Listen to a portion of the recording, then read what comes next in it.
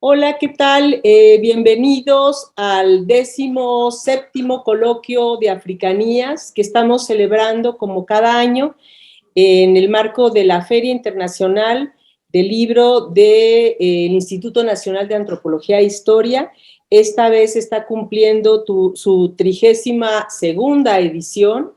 Y bueno, nos da mucho gusto que a pesar de la pandemia, estos 2 últimos años hemos podido realizar el coloquio en modo virtual. Lo digo siempre, no es igual estar virtualmente, nos hace falta vernos, hablarnos, pero de cualquier manera es importante cuidarnos y lo más importante es que los eventos y estas actividades académicas se sigan llevando a cabo.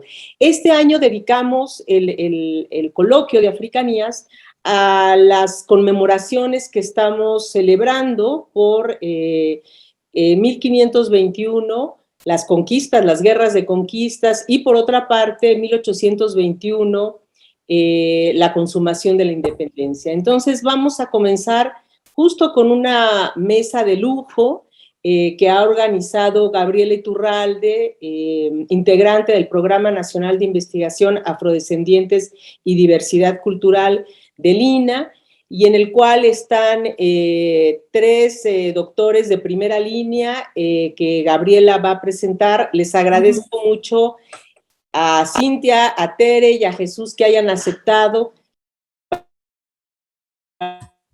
Son especialistas de este tema de afrodescendientes en el 18 y sobre todo en el momento de la insurgencia, y seguramente pues sus ponencias serán de gran ayuda para reflexionar sobre esta participación que es fundamental y que sigue siendo negada a pesar de que hay cada vez más avances de reconocer sus contribuciones, no solo en el patrimonio cultural, sino sus contribuciones, en este caso políticas, a la construcción de un Estado-nación que pues tenemos que tener presentes. Entonces, muchas gracias a los tres, mil gracias, Gabriela. Yo los dejo en muy buenas manos, y otra vez les agradezco mucho que hayan aceptado estar en este 17 coloquio, ya casi alcanzamos la mayoría de edad. Entonces, pues muchas gracias y los dejo, le doy la palabra a Gabriela. Gracias, Gabriela. Gracias, gracias María Elisa, bienvenidas todas, todos, y bienvenidos quienes nos acompañan como público en esta primera mesa. Gracias, colegas, por aceptar, por participar, siempre por su generosa contribución a este espacio. Bien sabemos, como decía Marilisa ahorita, este año se conmemora y se han hecho grandes, se van a hacer, se han hecho pues, festejos, celebraciones y mucha reflexión acerca de la consumación de la independencia, ¿no? De los 200 años de la consumación de la independencia. Bien sabemos que, y lo hemos repetido con frecuencia, el siglo XIX es un siglo poco estudiado, cada vez menos por suerte, poco estudiado en lo referente a la población de origen africano, a sus descendientes, pero es un siglo además crucial, ¿no? Su estudio, documentar sus características, sus datos muy, muy puntuales, es crucial para comprender, por un lado, las complejidades de la conformación de la nación, como de la historia de la conformación de la nación, las paradojas, y ahí quiero citar a Jesús que nos acompaña, estas paradojas de la igualdad que se construyen a partir del siglo XIX. ¿Cuál es una de estas paradojas? La invisibilización de la población afrodescendiente en los discursos, en los relatos nacionales, etcétera. Y también los nuevos hallazgos, los nuevos estudios que se están haciendo y los resultados que tenemos para comprender justamente esta participación. Entonces estamos como muy contentas de que de su generosa participación, que creo nos va a permitir a todas y todos que atendemos este coloquio conocer y comprender un poco más este siglo XIX, una pequeña partecita de todo este siglo XIX sobre el que hemos estado reflexionando este año. Quiero darles la bienvenida a la doctora Cintia García Martínez, a la doctora Teresa Pavía y al doctor Jesús Hernández. Voy a presentarles brevemente, antes de la presentación de cada uno, antes de su ponencia. Vamos a iniciar la mesa con la presentación de la doctora Cintia García Martínez. Ella es licenciada en Estudios Latinoamericanos por la Facultad de Filosofía y Letras de la UNAM, maestra en Historia Moderna y Contemporánea por el Instituto Mora y doctora en Historia por esta misma institución. Cintia ha participado en distintos proyectos de investigación relacionados con la población afrodescendiente de México y el Caribe en UNAM y relacionados con la historia económica del Caribe en el Instituto Mora. Ha impartido clases en el Colegio de Estudios Latinoamericanos de la Facultad de Filosofía y Letras de la UNAM desde el 2019 y forma parte del Comité Ejecutivo de la Asociación Mexicana de Estudios del Caribe desde 2018. Cintia va a compartir con nosotros una participación que ha intitulado Enemigos Interiores y Milicianos Reales, poblaciones afrodescendientes cordobesas durante la independencia de México. Bienvenida, Cintia. Muchas gracias. Muchas gracias. Buen día a todas y a todos. Muchas gracias por la invitación. Para mí es un verdadero honor estar en este espacio virtual contigo, Gaby, con Reinaldo, con la doctora María Elisa, con la doctora María Teresa y pues también con el doctor Jesús. Y pues es una gran oportunidad para compartir pues algunas hipótesis, algunas reflexiones de mi tesis doctoral en este 27º coloquio de Africanías relacionados con las poblaciones afrodescendientes durante los años de independencia de México. ¿Podríamos poner la presentación si son tan amables, Gaby? Claro que sí. Muchas gracias.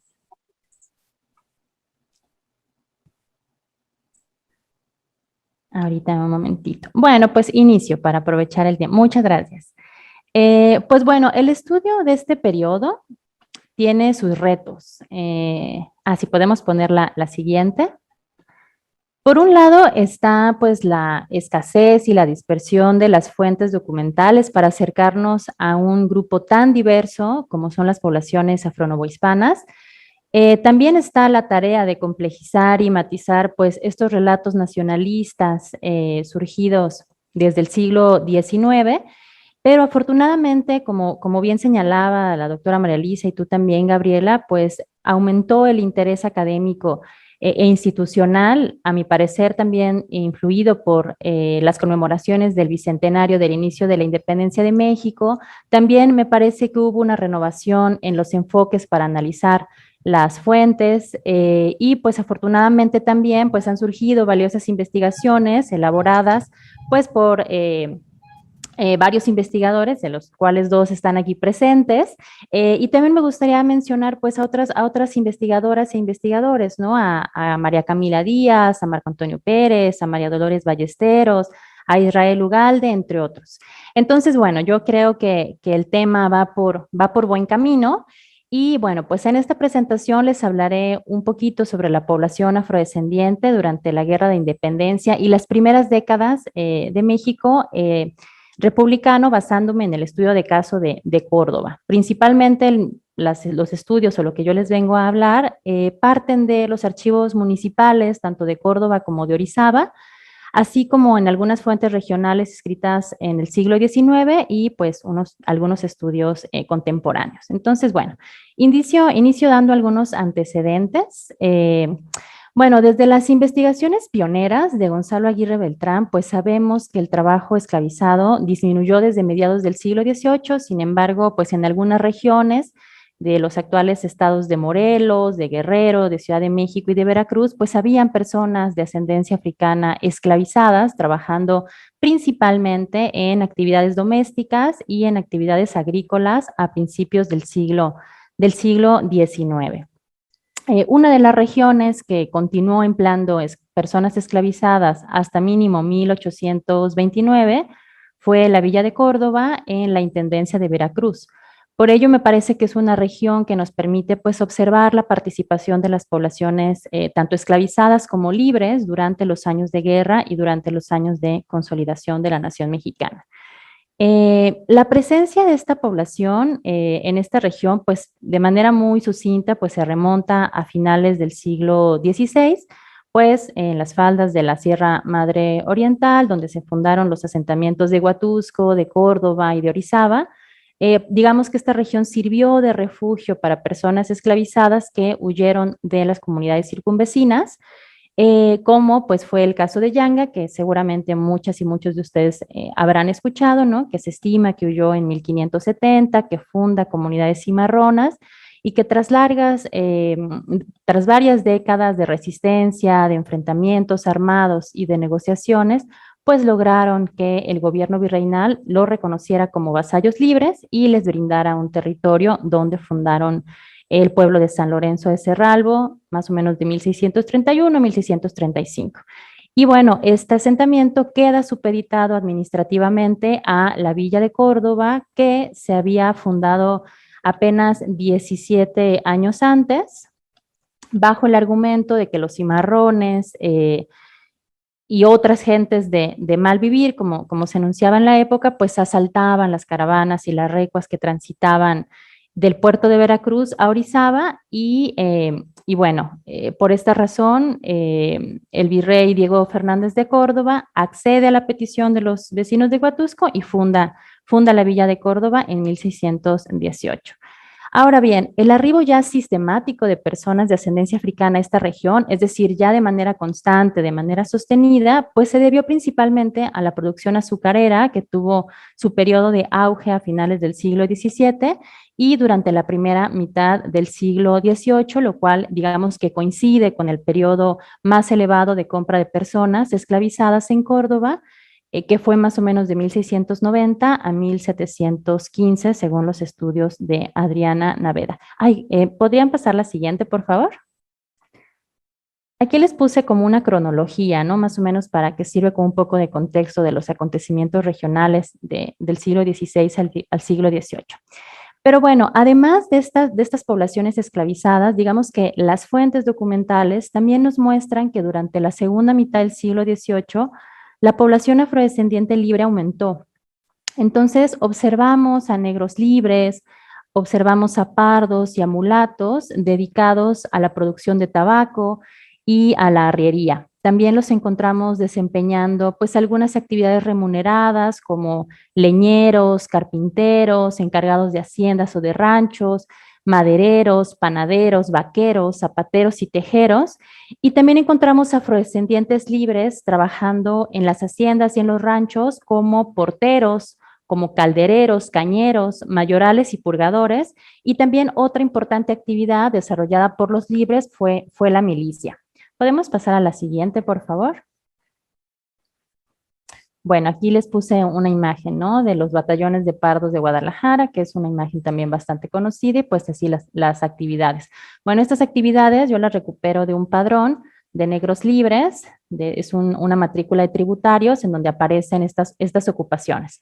Entonces, digamos que estas fuentes nos permiten plantear que a principios del siglo XIX, pues la población afrodescendiente era diversa, no constituían un grupo homogéneo que participara, digamos que en un ámbito solamente de la vida social novohispana en específico, sino que eran hombres y mujeres que desempeñaban actividades en diferentes campos económicos con intereses diversos e interacciones espaciales y sociales bastante fluidas.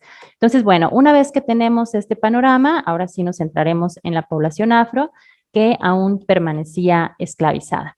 Bueno, sabemos que en los años previos al levantamiento insurgente, al menos hubo dos sublevaciones de esclavizados importantes. Una fue en 1801 y otra fue en 1805, que por cierto ha sido estudiada por Magdalena Díaz y Octavio García en un excelente artículo, un artículo sumamente interesante. Pero bueno, esto es importante señalarlo porque aunque la esclavitud fuera minoritaria en Nueva España, la resistencia de los que aún permanecían en esta condición, pues no decayó e incluso aumentó con la llegada del movimiento insurgente.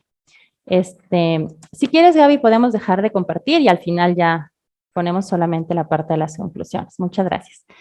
Entonces, bueno, las noticias sobre la abdicación de Carlos IV, perdón, en favor de su heredero, llegaron a las costas veracruzanas, pero aún no se juraba fidelidad al nuevo rey cuando ya empezaban a circular las noticias sobre la abdicación de Fernando VII en favor de José I y sobre la invasión de las tropas francesas al territorio peninsular. A finales de septiembre de 1808, el virrey Pedro de Garibay señaló que el reino se encontraba, cito, acechado por la mano traidora del emperador de los franceses, fin de cita, y pidió a los ayuntamientos que contribuyeran a la defensa del territorio, ya fuera en moneda o en especie. Y a la jurisdicción de Córdoba en específico, se le solicitó trasladar las tropas acantonadas en la villa hacia el puerto para colaborar en la defensa. Entonces, las discusiones de los miembros del Cabildo sobre este orden son bastante interesantes porque muestran la preocupación ante la posible desprotección de la villa, pero también, por los ataques extranjeros, pero también por las poblaciones esclavizadas. El procurador general cordobés señaló que pues no le convenía ni a los habitantes ni al reino dejar desprotegida Córdoba, porque por un lado había que proteger la factoría de tabaco y por el otro la villa estaba sujeta, y aquí cito, a los insultos y acometimientos de los negros esclavos en número muy considerable que albergan las 22 haciendas del beneficio de azúcar. Fin de cita. Entonces, para enfatizar la necesidad de que las tropas permanecieran en la villa, señaló que desde 1805, desde esta insurrección, desde esta sublevación, pues no habían cesado las amenazas de la población esclavizada ni sus faltas de respeto hacia los hacendados y hacia los cuerpos de defensa. Por el contrario, el procurador solicita al virrey que enviara uno de los regimientos de veteranos del reino para mantener la paz y el orden en la jurisdicción, lo cual pues también beneficiaría al puerto de Veracruz. La respuesta del virrey obviamente fue negativa. Enrique Herrera, que es un historiador del siglo XIX, un historiador cordobés, sostiene que el virrey recomendó que en caso de alarma se recurriera al auxilio del paisanaje, es decir, de los vecinos, y que los hacendados trataran humanamente a los esclavos para que cesaran las rebeliones. Es decir, que las poblaciones esclavizadas pues continuaban siendo un tema de preocupación para el gobierno local y para los dueños de las haciendas. Ya en el mes de noviembre de 1810, cuando las noticias sobre el levantamiento del cura Hidalgo llegan a la provincia veracruzana, se ordenó que los cañones que conservaba la villa de Córdoba desde su fundación se trasladaran hacia la ciudad de Veracruz. El cabildo cordobés se opuso nuevamente, argumentando que en la revuelta de esclavos de 1805, pues con trabajo se habían formado un ejército y pues aún así recibieron auxilio de las fuerzas del puerto y señalaban que la situación obligaba a concentrar la mayor cantidad de armas, pues Córdoba, y cito, tenía a todas horas y sobre sí a un enemigo interior. Entonces, resulta paradójico que mientras las autoridades exigían a los ayuntamientos de Córdoba, de Orizaba, de Jalapa y de Veracruz reunir recursos económicos y prepararse para enfrentar a los posibles enemigos extranjeros, los miembros del ayuntamiento cordobés consideraran que la verdadera amenaza provenía del interior de la jurisdicción. Entonces, esta noción de enemigo interior ayuda, me parece, a comprender una de las muchas percepciones que tenían los miembros de las élites sobre la población afrodescendiente esclavizada.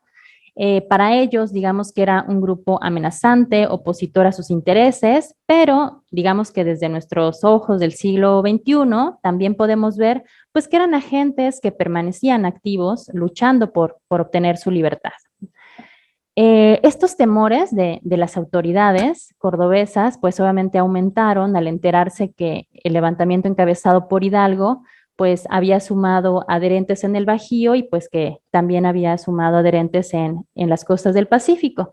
Por ello, en 1811, en Orizaba y en Córdoba se forman compañías de patriotas distinguidos, se convocan las milicias urbanas y incluso se fueron convocadas las milicias de pardos y morenos libres de la región, pues que se encontraban dispersas. Entonces, bueno, aquí hago como un paréntesis, ¿no? Porque recordemos que el gobierno virreinal pues había echado mano de la población afro-novohispana desde el siglo XVI para formar compañías de pardos y morenos libres en la capital del virreinato. También hubo compañías en Puebla, en Veracruz, en Nueva Galicia, lo que es Guadalajara. Y bueno, pues el grado de dependencia de estos cuerpos de defensa radicó pues en la cantidad de población libre y pues en las necesidades de cada provincia. Para el caso veracruzano, el doctor Juan Ortiz sostiene que pues la principal defensa del reino dependió de las fuerzas milicianas integradas, principalmente por afromestizos. Y bueno, aunque el ingreso a los cuerpos de defensa, digamos que ofrecía ciertas preeminencias o derechos, ¿no? Preeminencias como se decía en la época, como por ejemplo el fuero cuando estaban en servicio, la aportación de armas, les ofrecían también uniformes, insignias, movilidad geográfica y pues exención del pago de tributo. Digamos que las milicias de pardos y morenos en la región cordobesa pues contaron con malos tratos, con nulos sueldos, faltas de uniformes y armamentos, y al menos en 2 ocasiones reclamaron estas preeminencias o estos derechos ante las autoridades virreinales. A esto se le suma que Revillagigedo, el virrey, que gobernó las últimas décadas del siglo XVIII, pues intentó eliminar estos cuerpos de pardos y morenos libres, pues los consideraba como inútiles, los consideraba costosos, pero con excepción de los pertenecientes a la Intendencia de Veracruz, ¿no? Entonces ahí vemos cómo es que hay una dependencia en esta región, pues de estos cuerpos.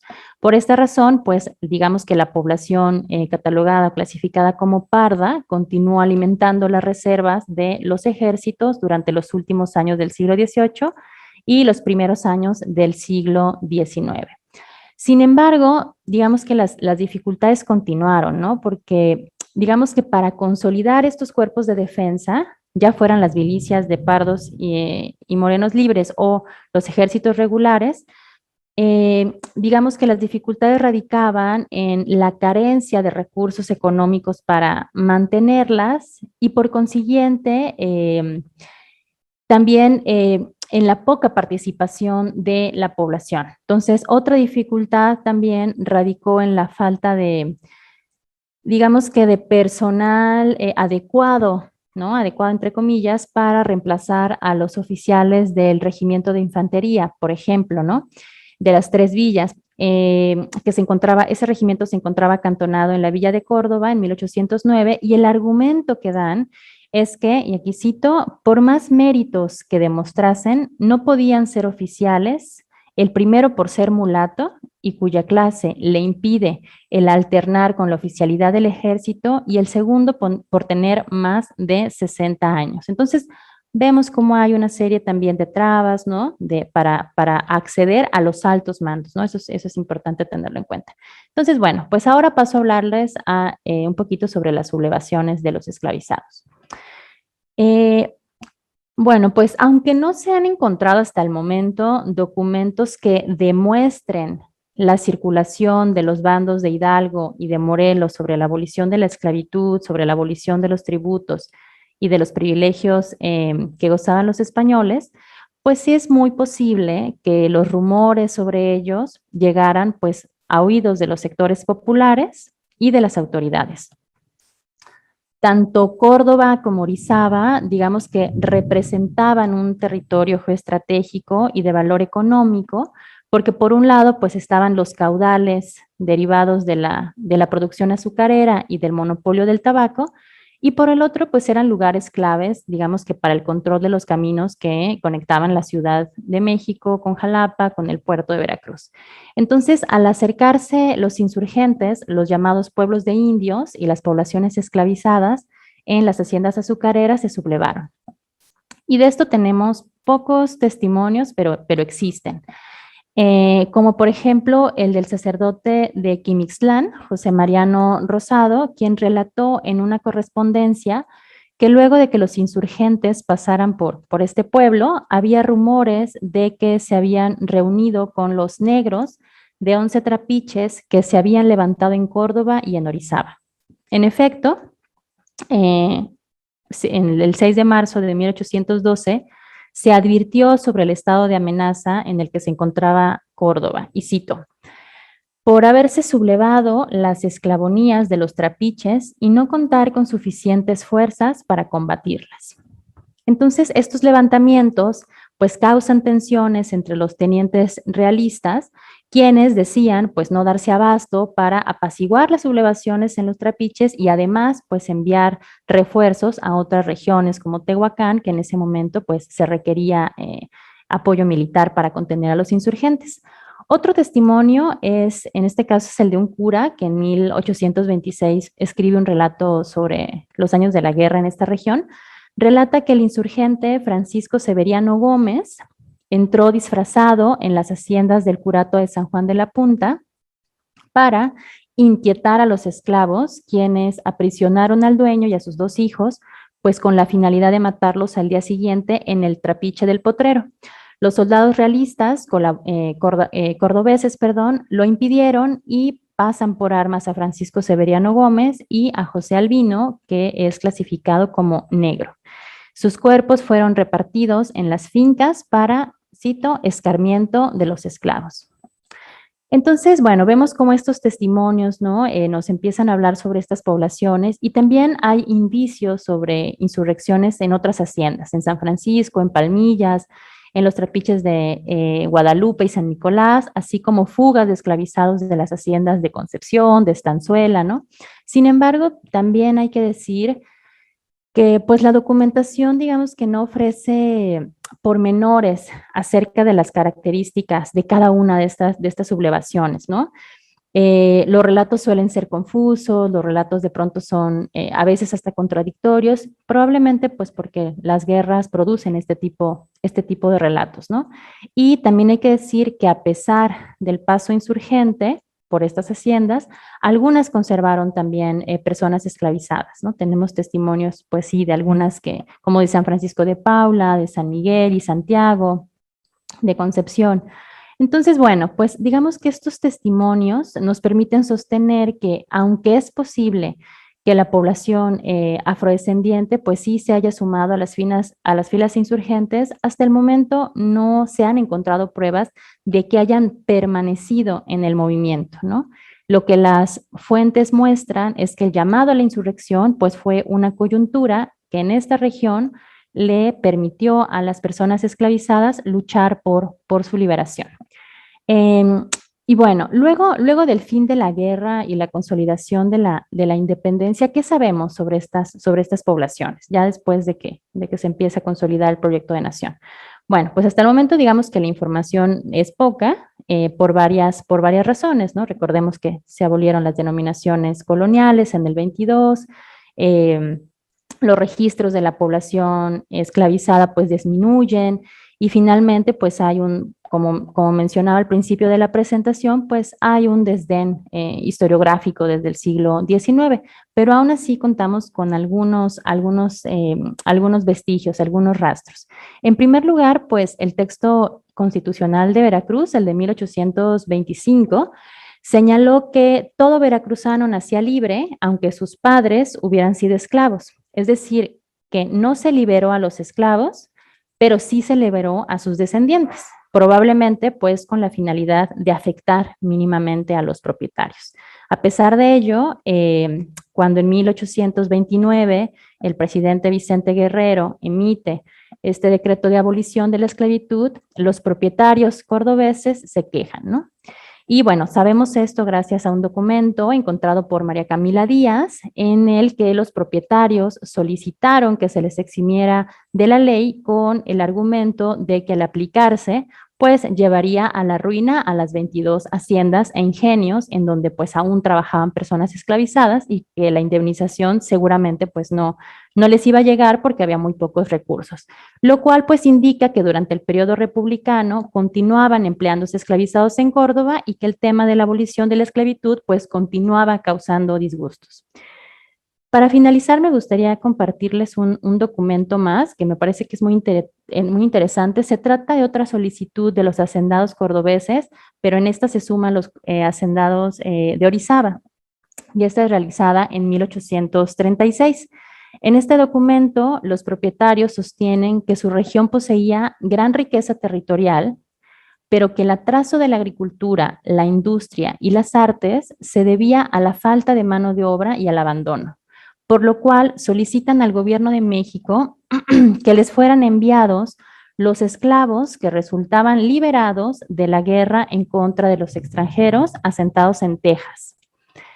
El documento contiene varios asuntos interesantes, ¿no? Los hacendados, en primer lugar, no hacen mención del pasado esclavista de sus localidades y las condiciones que ellos solicitan para regular estos nuevos asentamientos guardan semejanza con la permanencia forzosa de las personas afrodescendientes en el periodo virreinal. Y pues este documento también hace constar que los hacendados pues continuaban albergando esperanzas de que con la llegada de mano de obra específicamente afrodescendiente regresaría la bonanza productiva de las fincas y las haciendas. Gaby, no sé si podríamos poner la última diapositiva ya para leer las conclusiones. Bueno, pues como conclusiones me gustaría cerrar planteando cuatro cositas. La primera es que, bueno, los años con mayor participación de la población esclavizada en la guerra de emancipación fueron aproximadamente de 1811 a 1814 en esta región. Sin embargo, la esclavitud posiblemente perduró mínimo hasta 1829. La segunda es que, aunque no se han encontrado testimonios de personas esclavizadas que nos permitan conocer a detalle las motivaciones para adherirse al movimiento insurgente, pues es posible sostener que el movimiento insurgente pues representó una vía para satisfacer las demandas de libertad de la población esclavizada sin que necesariamente guardaran fidelidad a los objetivos del movimiento. En tercer lugar, pues que durante las primeras décadas de la vida independiente, los hacendados cordobeses pues continuaron demandando mano de obra y mano de obra afrodescendiente en específico para reactivar la producción agrícola.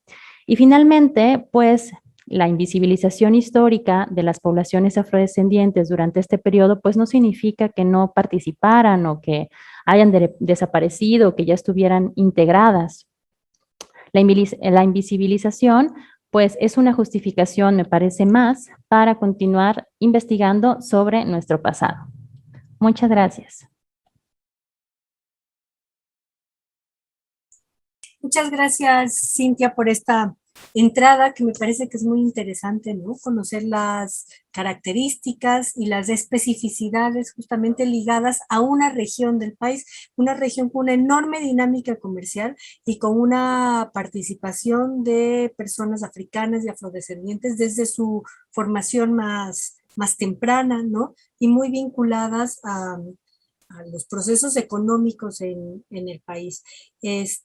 Supongo que quienes nos acompañan como público tendrán varias preguntas en ese sentido, ¿no? Pues se me ocurren muchas a bote pronto, la influencia, por ejemplo, del levantamiento haitiano en los posicionamientos de las élites económicas, etcétera. No nos detengamos, le vamos a dar la palabra ahora a la doctora Teresa Pavía. Gracias, Tere, siempre por colaborar con nosotros. María Teresa Pavía Miller es originaria de Chilpancingo, Guerrero, y obtuvo su doctorado en Historia en la Facultad de Filosofía y Letras de la UNAM. Su labor profesional la ha desarrollado en el Instituto Nacional de Antropología e Historia, en un principio en el Museo Nacional de Historia y ahora, hasta el presente, en el Centro INA Guerrero. Sus líneas de investigación han sido la población afrodescendiente en el actual territorio guerrerense, la insurgencia suriana, la conformación político-territorial del estado de Guerrero y el estudio de personajes históricos como Nicolás Bravo, Vicente Guerrero y Juan Álvarez.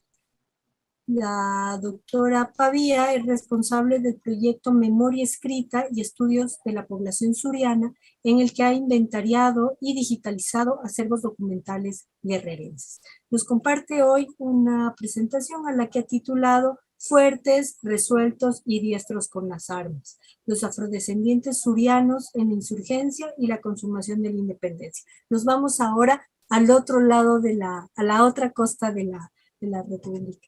Gracias, Tere. Es tuya la palabra. Hola, un saludo cordial a todos. Muchas gracias por la presentación, Gabriela, y por haberme invitado a participar en este coloquio. Ahora vamos a ver la otra cara de la moneda, no solo a la otra costa. Voy a compartir pantalla.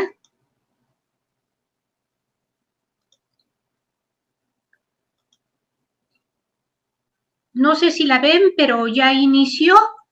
Sí se ve, Teresa. Estamos viendo tu escritorio de la computadora, no la presentación.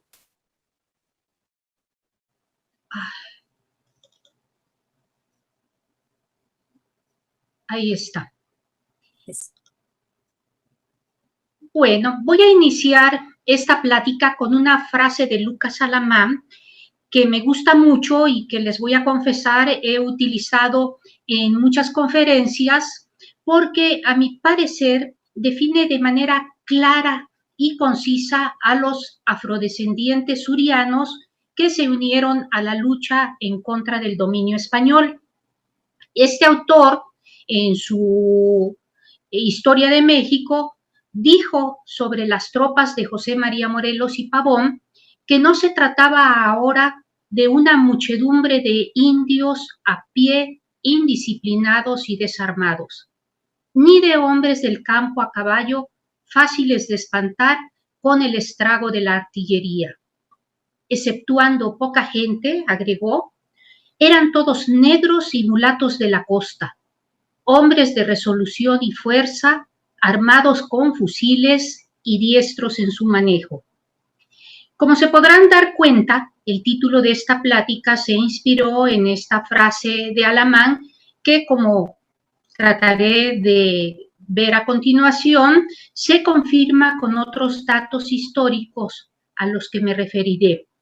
Voy a abordar brevemente las características de la población suriana y debo aclarar que cuando me refiero a suriana estoy hablando del sur de Nueva España, lo que hoy en día es el estado de Guerrero, que es el área que yo he estudiado.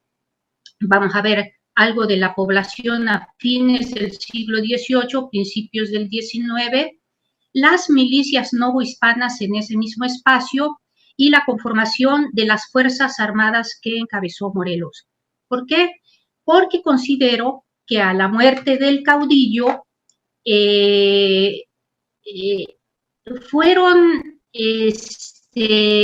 los insurgentes surianos los que de alguna manera preservaron su lucha e ideales hasta 1821, que terminó la Guerra de Independencia.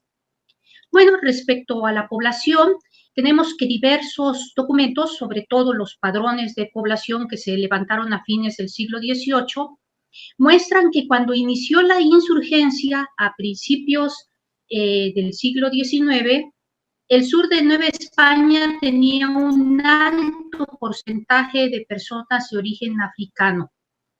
Un poco más del 20% del total de sus habitantes eran afrodescendientes. La mayoría, más del 70%, eran indígenas y tan solo un 8% fueron definidos en los papeles de la época como españoles, en su gran mayoría nacidos en América, y mestizos, aunque en realidad muchos de ellos eran también afrodescendientes que habían conseguido ser clasificados en grupos que en ese tiempo les ofrecían mejores condiciones de vida. Un ejemplo ilustrativo de esos casos fue Vicente Guerrero, el que lo encontramos en los padrones de población de 1791, junto con su familia, clasificado como mestizo, pero resulta que hay otros testimonios documentales de sus ancestros que nos muestran que en realidad era afrodescendiente. Lo que quiero decir al señalar esto es que la población de origen africano en el sur pudo haber sido aún mayor. Así pues, encontramos que en el espacio en el que la lucha en contra del dominio español estuvo viva durante los 11 años que duró, la cantidad de personas de origen africano que ahí habitaban era significativa. Ahora bien, si nos fijamos en la distribución de la población afrodescendiente en ese mismo espacio, nos vamos a encontrar que se concentró en mayor proporción en las costas.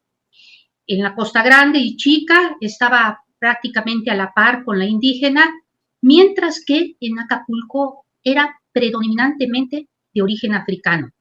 Estos datos nos permiten constatar que los primeros lugares a los que llegó Morelos, que fueron la Costa Grande y Acapulco, en donde inició la conformación de sus fuerzas militares, estaban habitados por gran cantidad de afrodescendientes que fueron los que constituyeron la base de sus tropas. Por otro lado, la afirmación de Alamán de que estos negros y mulatos de la costa estaban armados con fusiles y eran diestros en su manejo, se explica con el conocimiento de las milicias novohispanas que en el sur de Nueva España fueron ampliamente aceptadas por los lugareños. La organización de las milicias en el espacio abordado fue motivada por la necesidad de defender la costa de los ataques piratas, especialmente en los meses en que arribaba la nao de Filipinas. Así, desde la segunda mitad del siglo XVI, se mandaron a Acapulco 200 soldados. En el 17 se construyó el fuerte de San Diego, que fue reconstruido en la segunda mitad del siglo XVIII. Y se instaló ahí una guarnición permanente de soldados veteranos que eran españoles de carrera, y a principios del 18 se ordenó que las milicias cívicas se mantuvieran en constante alerta como si estuvieran en estado de sitio permanente. En 1743, en Acapulco había 4 compañías de morenos, pardos, chinos y la del batallón de españoles que vigilaban el puerto así como ambas costas y que estaban prontas a tomar las armas, en cuyo manejo, dicen las fuentes, los milicianos surianos eran diestros y bien disciplinados, pues se ejercitaban mensualmente en el fuerte de San Diego. En 1765, la corona española, ante el temor de algún ataque e invasión de Inglaterra a sus dominios en América, decidió establecer un ejército colonial. En este predominaron los contingentes milicianos, formados con civiles que vivían y trabajaban en sus comunidades y que solo se reunían periódicamente para ejercitarse en las armas, dirigidos por miembros del ejército regular. Al año de su formación, el ejército contaba con poco más de 13,000 soldados, de los que solo 2,300 pertenecían a las tropas regulares. El resto, casi 11,000, eran milicianos. 20 años después, en 1784, el ejército había aumentado a 39,000 individuos, de los que 4,300 pertenecían a unidades regulares y la mayor parte, casi 32,000, eran milicianos. Y no obstante, durante las 2 últimas décadas del siglo XVIII, se intentó reducir las milicias y fortalecer a las tropas regulares. Las unidades milicianas siguieron constituyendo la mayor parte del contingente militar novohispano. En el sur, al establecerse el ejército colonial, se conservó la guarnición de veteranos en el fuerte de San Diego como fuerza regular, mientras que las unidades de milicia aumentaron, sobre todo porque se aseguraba que el clima y la topografía del territorio suriano no permitiría que acudieran tropas de la capital de Nueva España en caso de sitio o ataque, por lo que se asentaba en todo evento debe contarse únicamente con aquellas gentes connaturalizadas al país. En 1781 se formó el Regimiento Provincial de Infantería de la Costa del Sur, que al año siguiente estaba integrado por más de 1000 hombres de Costa Grande y de la región centro, que son a los primeros lugares a donde llegó Morelos, y se componía de 2 batallones y 18 compañías. Me interesa destacar que en el mencionado regimiento provincial se alistaron personajes que años después participarían en la insurgencia. Por ejemplo, varios miembros de la familia Galeana, entre estos, pues Hermenegildo Galeana. También se encontraban varios integrantes de la familia de los Bravo, Casimiro, Miguel, Víctor y Leonardo. Asimismo se apuntaron Juan Pedro y Manuel Guerrero, padre y tío de Vicente Guerrero, Ignacio Ayala, quien sería intendente de la provincia de Tecpan, Francisco Moctezuma, quizás el mismo que representaría años después a Jamiltepec en el Congreso de Chilpancingo. Y también se alistaron personajes que posteriormente combatirían a los insurgentes, como José Joaquín Guevara. Sin embargo, en 1782, el inspector general del reino presentó un informe desfavorable a este regimiento y propuso reducirlo. Debido a eso, el virrey le pidió al castellano de Acapulco que hiciera un nuevo informe y este, por el contrario, consideró loable el esfuerzo de establecer el regimiento y apoyó que en este se incluyeran a todos o casi todos los vecinos, dada la escasa población. Argumentó que no obstante parecer remoto un ataque a Acapulco, se debían de tomar precauciones y en un caso así se requería del mayor número de defensores. Los que, insistía, tendrían que ser los habitantes de la región por estar más inmediatos a la costa, acostumbrados al clima y a sus fragosos caminos.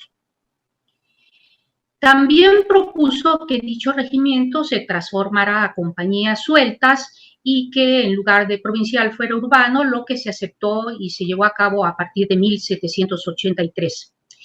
El ejército de Nueva España y sus milicias fueron objeto de varias reorganizaciones que pues no voy a mencionar en esta plática. Lo que me interesa señalar es que las milicias en las costas del sur aumentaron y para 1789 el número de compañías se había duplicado y el número de milicianos casi triplicado. Y la vocación militar de los surianos se constató en 1791 y 92, que se levantaron los padrones de población y volvieron a aparecer como milicianos varios integrantes de la familia Galeana y todos los Bravo que habían ingresado desde 1781 y 82, además de otros personajes que también participarían en la insurgencia, como Mariano de Tavares, de quien tiene un artículo muy bueno Jesús Hernández, y Julián de Ávila, que fue uno de los primeros hombres de confianza de Morelos en la costa. Varios de ellos iban a seguir participando en las milicias novohispanas hasta 1810. Para 1800, el ejército novohispano se componía de 10 brigadas y en lo que actualmente es el territorio guerrerense, tenían jurisdicción 4. La primera con la Tercera División del Sur, en la Costa Grande, la sexta, que se componía por la Compañía de Infantería Regular de Acapulco, la Cuarta División de la Costa del Sur y las compañías de reserva de Tizla y Chilapa, que era la región de Acapulco y Centro, la séptima de Oaxaca con la Quinta División de la Costa Chica, sobre todo en Ayutla y Ometepec, y la segunda de Puebla, que tenía compañías sueltas en la montaña. Es importante para el tema que estamos abordando señalar que en las milicias surianas había un alto porcentaje de afrodescendientes. En un ensayo aún incompleto sobre su conformación, con los datos procesados hasta ahora, encontramos que aproximadamente el 80% de los milicianos surianos eran de origen africano. Aunque todavía falta información más precisa sobre la cantidad de afrodescendientes milicianos en la Costa Grande, me atrevo a suponer que esta era similar a la de la Costa Chica porque su población, la proporción de su población era también similar. Mientras que en Acapulco, casi la totalidad, el 97%, estaba integrado de personas de origen africano. En la región centro, la proporción de pardos con españoles y mestizos milicianos era mayor al 50%, cuando en su población general los afrodescendientes constituían tan solo un poco más del 8%. Aún en Tlapa, que generalmente asociamos a población indígena, en las milicias casi el 65% de sus miembros era de origen africano. Y estos fueron la base del ejército de Morelos. Varios testimonios documentales y de autores contemporáneos a las insurgencias nos informan que Morelos reclutó milicianos. Así, por ejemplo, Carlos María de Bustamante asentó que Juan José y Antonio Galeana eran oficiales en Tecpan y que Mariano Tavares, esto lo sabe mejor Jesús, fungía como capitán en Acapulco y expuso que el ejército rebelde suriano creció al integrarse a él otros milicianos como Fermín Galeana, quien en el Zanjón entregó a Morelos una compañía con 50 fusiles e igual número de lanzas. Lucas Alamán, por su parte, menciona el interés de Morelos por incorporar a los milicianos a la insurgencia y narra que cuando llegó a la costa y se acercó a Zacatula, por la desembocadura del Balsas, hizo llamar a Marcos Martínez, que era el capitán de la compañía de milicias de aquel lugar, y lo convenció de unírsele junto con 50 hombres de su tropa con todo y armas. Más adelante, en Petatlán, también en la costa grande, se le unieron 103 soldados. Se dirigió entonces a Tecpan, provocando que el capitán Juan Antonio Fuentes, que era el comandante de la Tercera División de Milicias del Sur, huyera, pero la mayoría de su gente desertó y se unió a la insurgencia.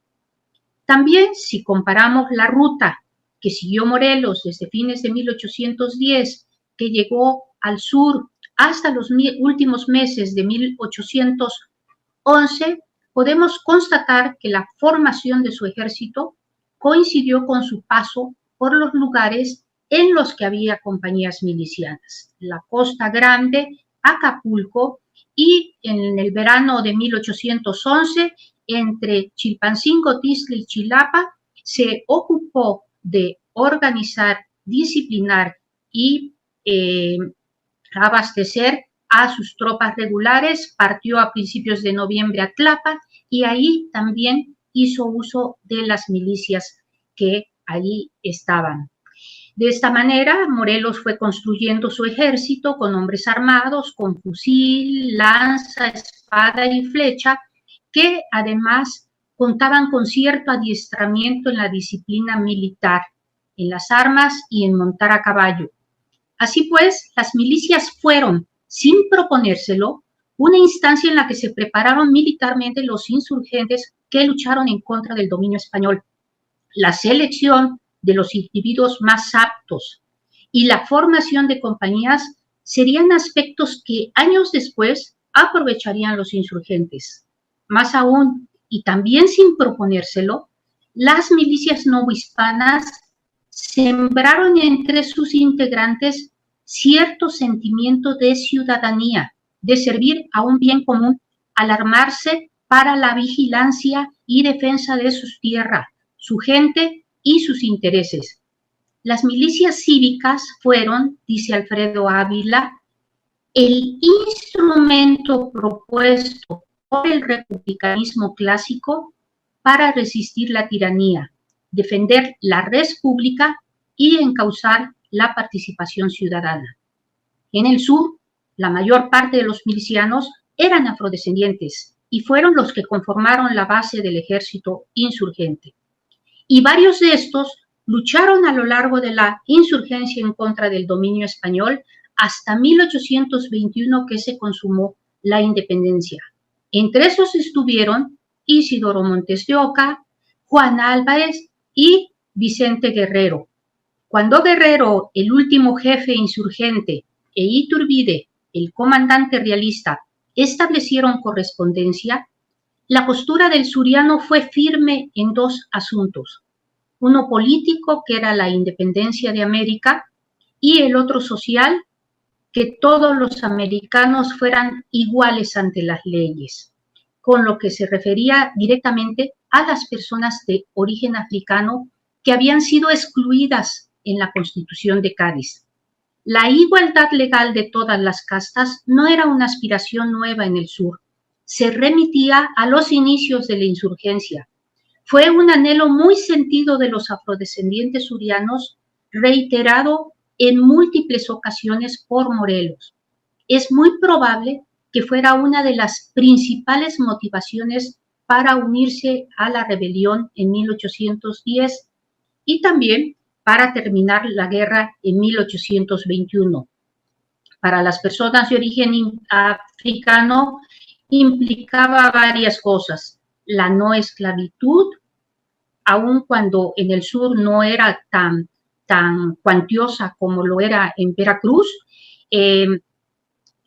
su liberación del estigma de clase vil, el acceso a la propiedad, aunque en los hechos ya había afrodescendientes con propiedad en el sur, así como el derecho a gobernarse a sí mismos, aspiración enarbolada en la conspiración de Tavares que documentó Jesús Hernández y que se haría efectiva en 1849 con la creación del Estado de Guerrero, con un gobernante afrodescendiente que fue Juan Álvarez. Estos acuerdos quedaron plasmados en el Plan de Independencia de la América Septentrional, suscrito el 24 de febrero en Iguala y jurado el 1 de marzo en la misma población. La independencia de Nueva España quedó asentada en el artículo 2, la igualdad legal en el 12º, y decía: todos los habitantes de Nueva España, sin distinción alguna de europeos, africanos ni indios, son ciudadanos de esta monarquía con opción a todo empleo según su mérito y virtudes. Dicen que ya varios diputados en Cádiz estaban trabajando por esto, pero lo que nosotros vemos en la correspondencia entre Guerrero y Iturbide es que Guerrero insistió en esta igualdad. Si recordamos el punto 15 de los Sentimientos de la Nación dictados por Morelos en 1813, encontramos varias similitudes. Este decía que la esclavitud se proscriba para siempre, y lo mismo la distinción de castas, quedando todos iguales, y solo distinguirá a un americano de otro el vicio y la virtud. Muchas gracias.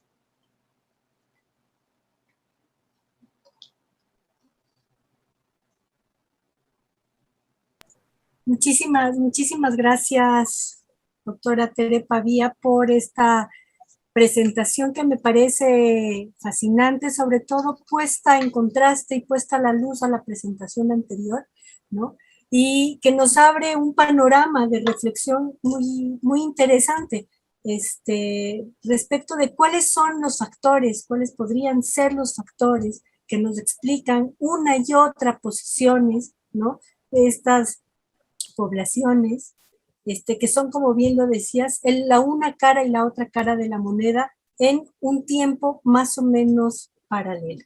No puedo hacer muchos comentarios porque estamos con los tiempos siempre justos, entonces quiero por favor pedirle a Jesús que tome la palabra. Presento al doctor Jesús Hernández Jaimes. Él es doctor en Historia por el Colegio de México, maestro en Historia Moderna y Contemporánea por el Instituto Mora y licenciado en Estudios Latinoamericanos por la Universidad Nacional Autónoma de México y en Ciencia Política por la Universidad Autónoma Metropolitana. El doctor Jesús Hernández se desempeña como profesor investigador de la Facultad de Filosofía y Letras de la UNAM, y sus principales líneas de investigación están vinculadas con la historia y la cultura política latinoamericana del siglo XX, las relaciones de México con América Latina y los conservadurismos latinoamericanos. Y últimamente no lo dejamos, no lo soltamos y le insistimos en que no abandone el tema sobre la población afrodescendiente en el siglo XIX. Jesús nos presentará una presentación que ha titulado Representaciones de Vicente Guerrero en el discurso de las élites políticas de su época. Gracias, bienvenido, Jesús.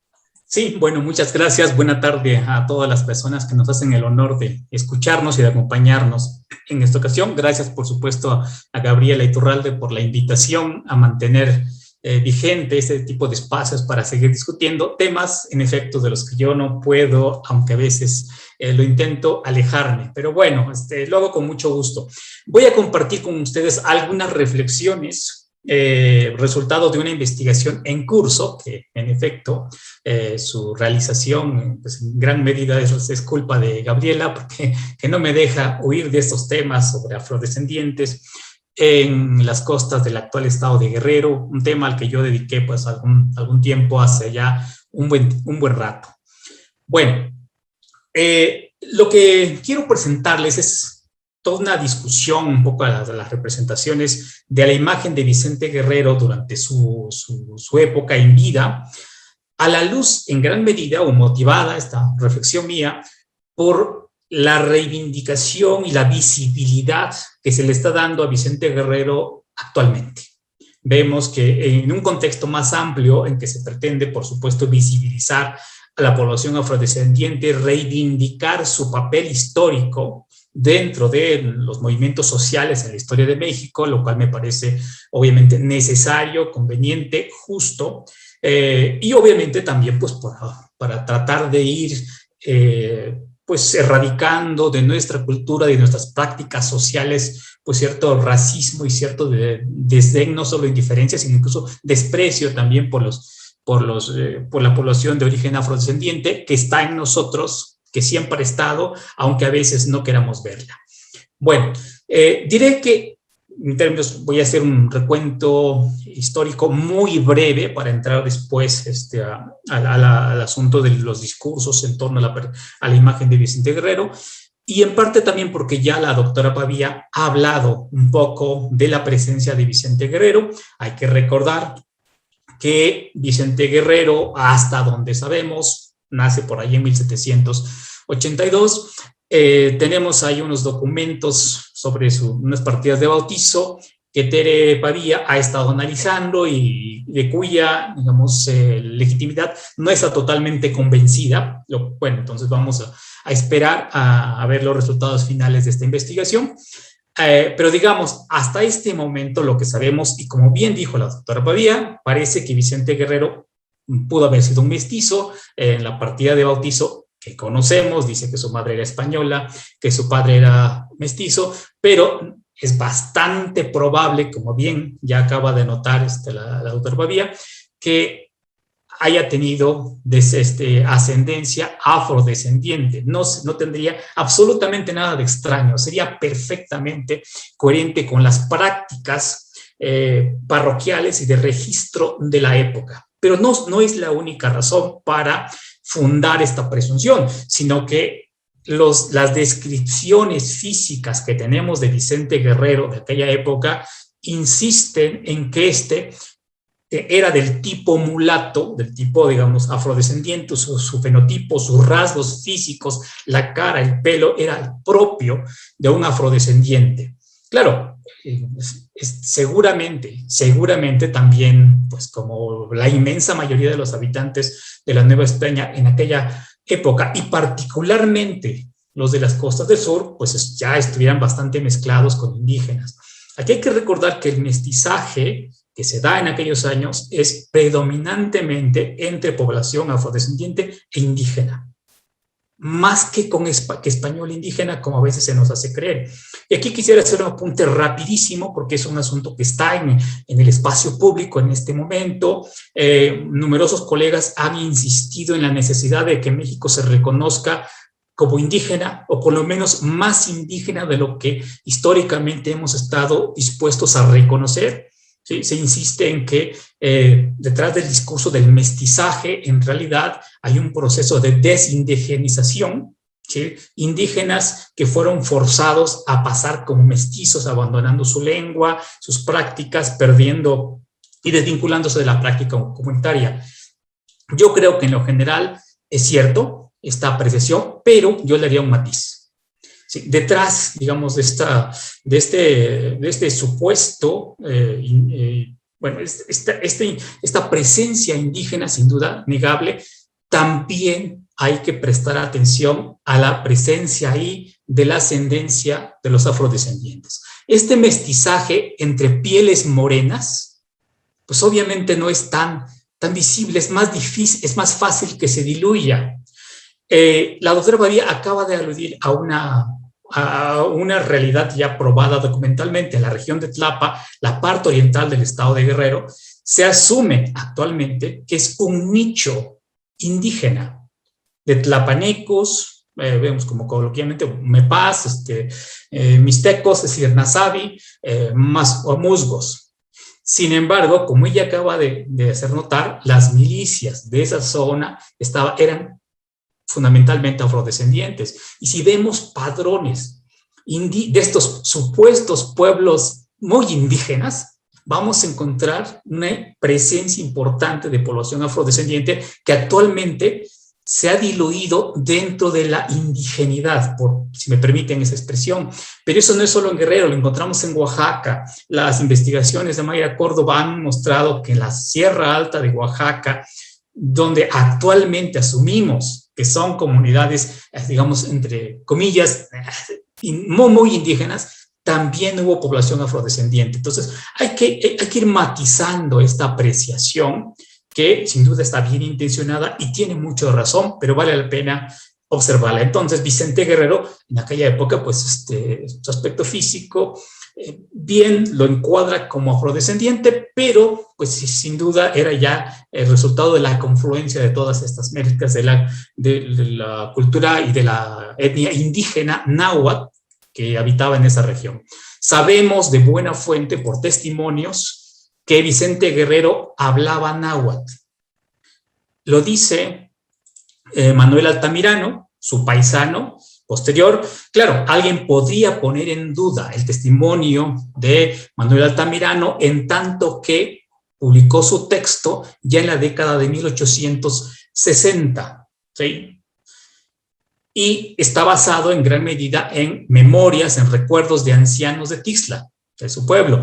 No obstante, hay un testimonio bastante contundente, el de Manuel Zavala, este personaje que estaba en Acapulco en el momento en que Vicente Guerrero fue subido al bergantín Colombo, engañado por Francisco Picaluga. De hecho, Zavala también subió, fue hecho prisionero junto con Guerrero, fue llevado a Huatulco, luego fue trasladado a Oaxaca, y Manuel Zavala cuenta que en el camino, cuando ya iban prisioneros, él, Primo Tapia, secretario, bueno, un hombre muy cercano a Vicente Guerrero, durante el trayecto solían hablar en náhuatl para evitar que los soldados supieran de qué estaban hablando. Es decir, Vicente Guerrero, Manuel Zavala y Primo Tapia hablaban náhuatl y se comunicaban en náhuatl.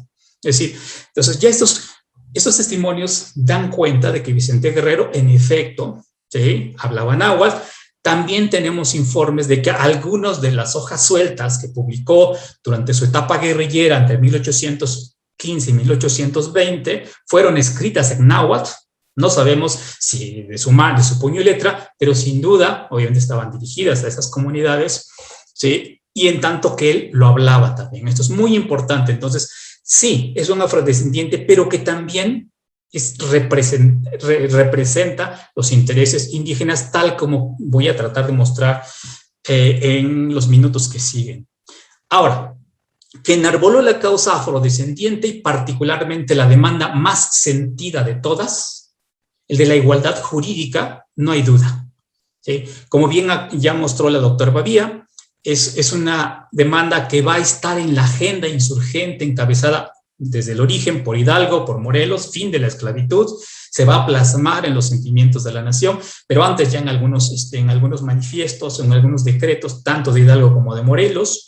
Después en la Constitución de Apatzingán va a estar muy presente esta demanda, y Vicente Guerrero, en cuanto continuador de la causa insurgente popular encabezada por Morelos a la muerte de en 1815, en los años previos, esa es la bandera que va a sostener, ¿sí?, de manera continua y de manera muy tenaz, en una historia ya bastante conocida acerca de la reticencia de Vicente Guerrero a ceder a las invitaciones de indultarse, de entregar las armas. Incluso le llegaron a ofrecer riqueza, bienes, que él rechazó. Sabemos también que hasta su propio padre fue utilizado como mensajero para llevarle esa oferta, esa solicitud por parte de las autoridades virreinales. Ahora, cuando en 1819 la Constitución, se restablece la Constitución de Cádiz en toda la monarquía española, pues Vicente Guerrero está al tanto, se entera de todo lo que está pasando. Allá donde anda en la sierra le llega la información porque se la remiten algunas personas que colaboraron con él desde la Ciudad de México, en fin, sí, se entera.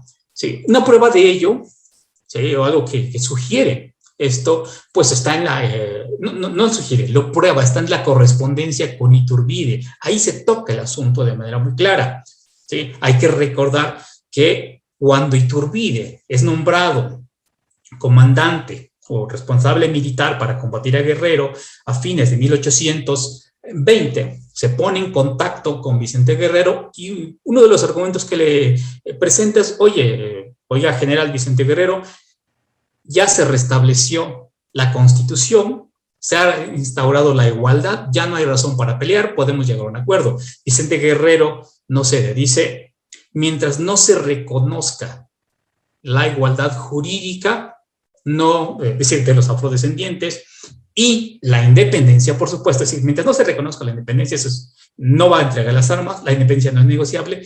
Pero además, cuando hace alusión a la Constitución de Cádiz, dice: oye, pues yo, ¿por qué voy a aceptar una Constitución que de entrada niega la igualdad jurídica?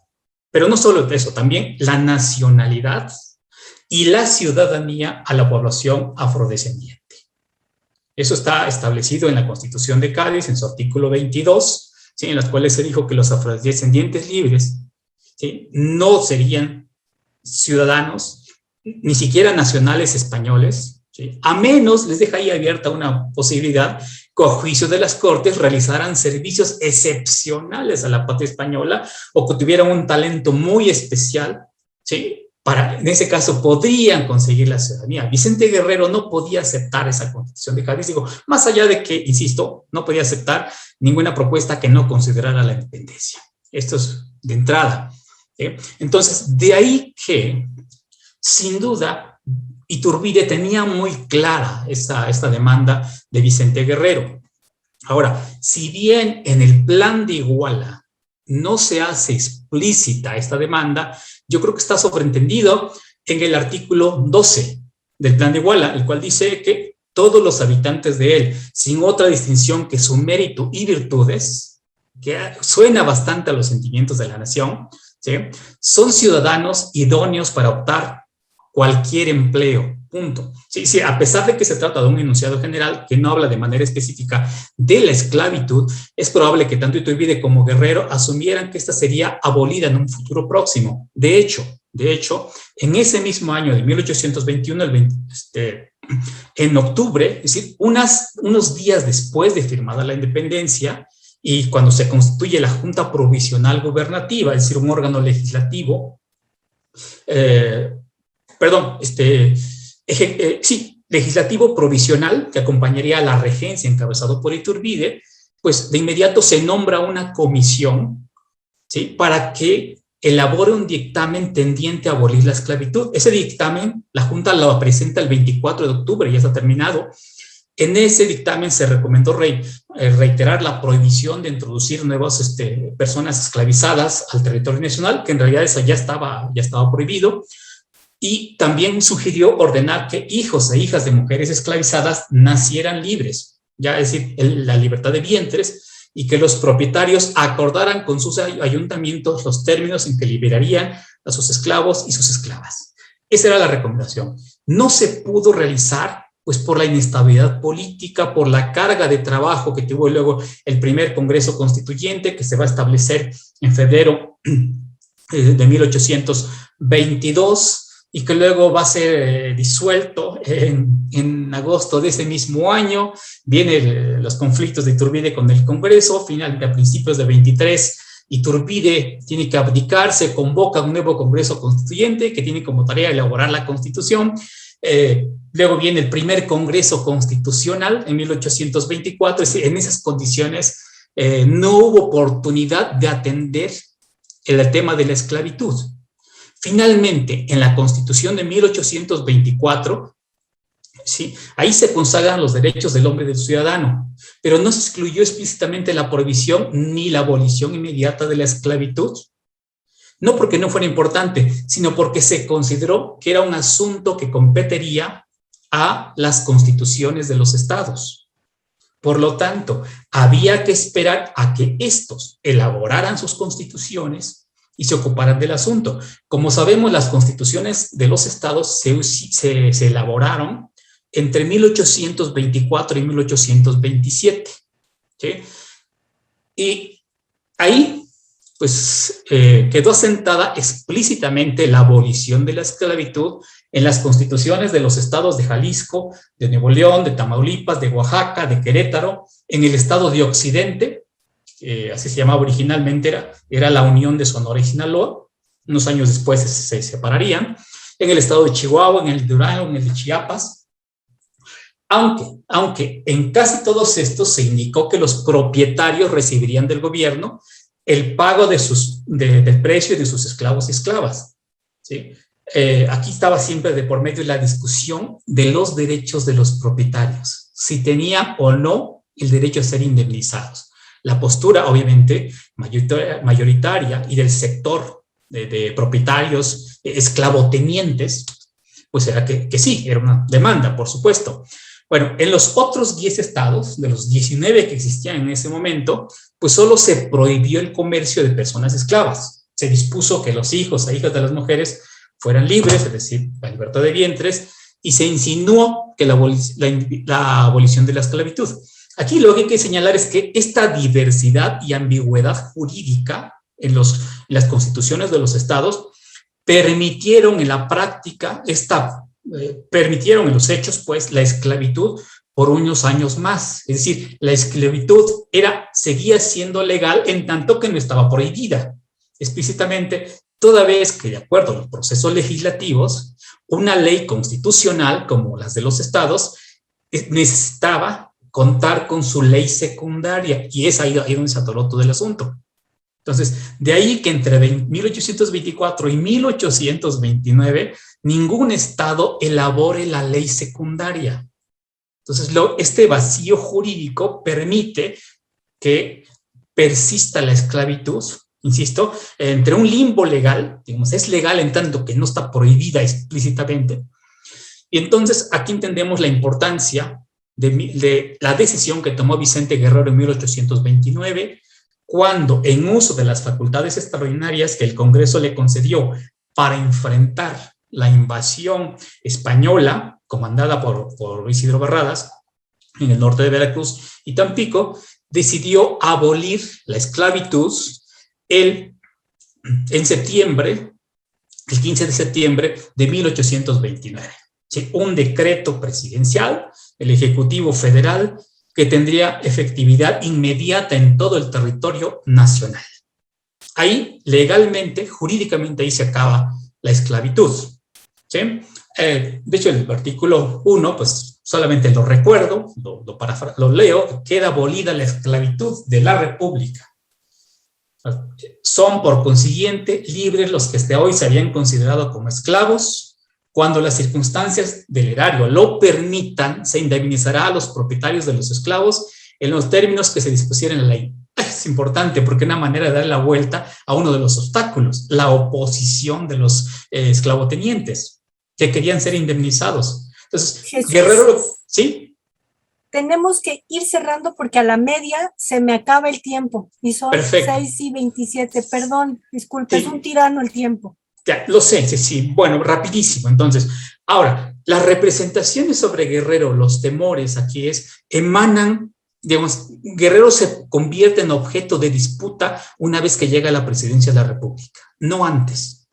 ¿Sí? Y va a estar marcado por la manera de llegar al poder, el motín de la Acordada, ¿sí? y la quema del Parián a fines de 1828, que va a poner en alerta a las élites, y a partir de aquí se comienza toda una campaña de descrédito hacia Vicente Guerrero por la manera en que llega, pero también por el hecho de que haya llegado. Es decir, el que alguien de piel morena sea presidenta de la República. Los comentarios más duros, más racistas, más ofensivos, pues fueron los de Carlos María de Bustamante, un antiguo aliado insurgente que lo conoció y lo trató en la época armada. Sí, no voy a leer los comentarios que hizo, ¿sí? Y esto estuvo entre la élite de la época, la élite criolla, pues. Incluso Bolívar, en ese año de 1829, también escribió algunos comentarios muy duros, muy fuertes en contra de Guerrero, ¿sí? que dan cuenta de este imaginario de la élite criolla, que no contemplaban que llegara al poder un afrodescendiente. Finalmente, bueno, hay que decir que la disputa estaba ahí, por supuesto, pero al mismo tiempo ocurre un proceso de reivindicación y de apropiación por parte de los sectores indígenas. Es algo que no se está prestando mucha atención en los debates recientes. Grupos de indígenas de ese año, de 1829, lo reclamaron como suyo no solo como su representante, sino como indígena. De hecho, incluso un grupo de indígenas, es algo que estoy rastreando, pero la pandemia no ha permitido consultar todos los documentos que quisiera, que intentaron construir un árbol genealógico partiendo de la premisa de que era descendiente de Nezahualcóyotl. ¿Sí? Entonces, para que vean todas esas representaciones, estos debates, ¿no? Entonces, buena parte de la representación iconográfica que surgió después, pues está dada con base muchas veces en estas descripciones que se hicieron de mala fe. No eran descripciones neutras, ¿sí? Enfatizando su carácter afrodescendiente. Sí, definitivamente.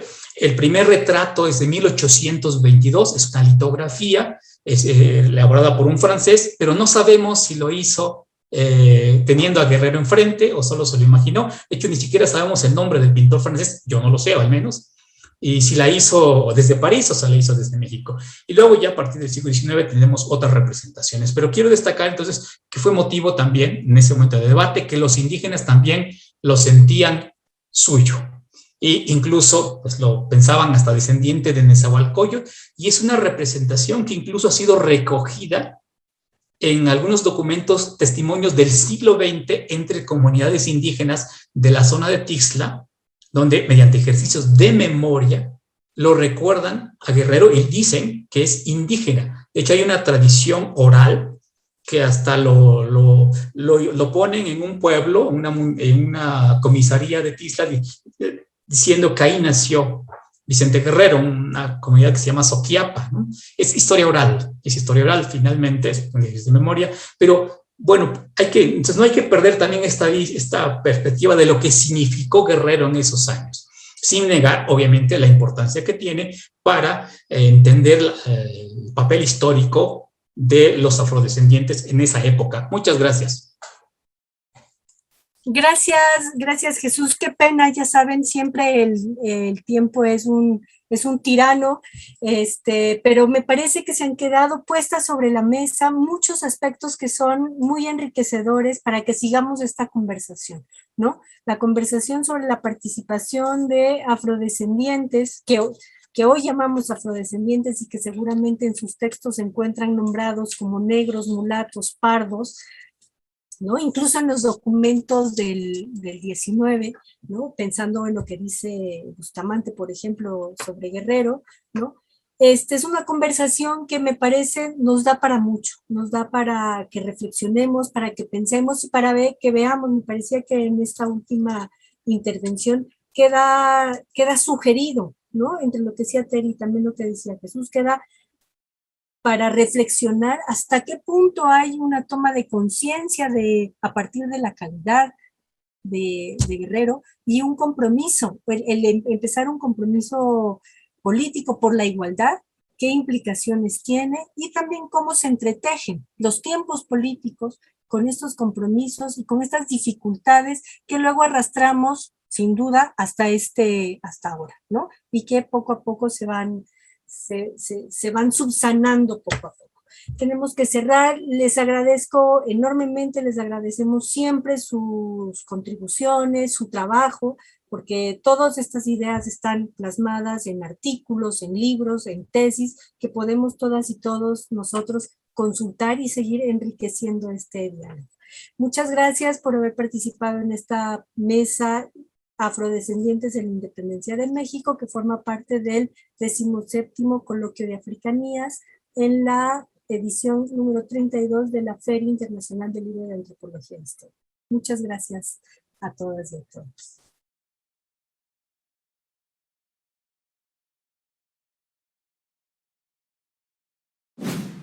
Gobierno de México.